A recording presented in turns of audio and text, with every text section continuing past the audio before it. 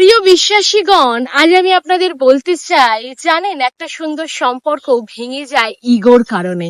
এমনকি বিশ্বাসী মণ্ডলীতে আসা বন্ধ করে দেয় ইগোর কারণে।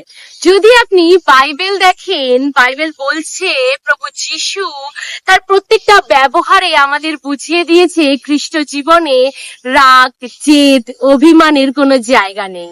মথি 26:36 পদেতে লেখা আছে, প্রভু যিশু তার শিষ্যদের বললেন, যতক্ষণ আমি প্রার্থনা করি তোমরা এখানেই থাকো এবং জেগে থাকো। তারপর যখন প্রভু ফিরে এসে দেখলেন তার শিষ্যরা ঘুমিয়ে গেছেন, তিনি কিন্তু রাগ দেখায়নি।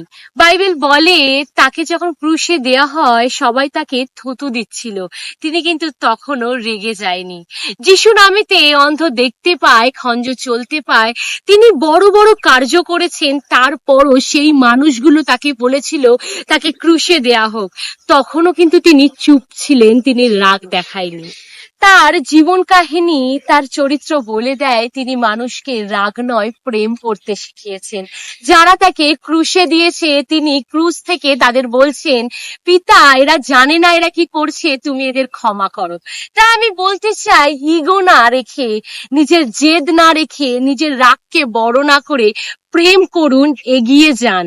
মণ্ডলী যাওয়া বন্ধ করবেন না আপনার ইগোর কারণে। জেনে রাখবেন, মণ্ডলীতে আপনি কোনো মানুষকে দেখে যান না, আপনি সেই মহান ঈশ্বরকে দেখে যান, যে ঈশ্বর আপনাকে ভালোবাসে।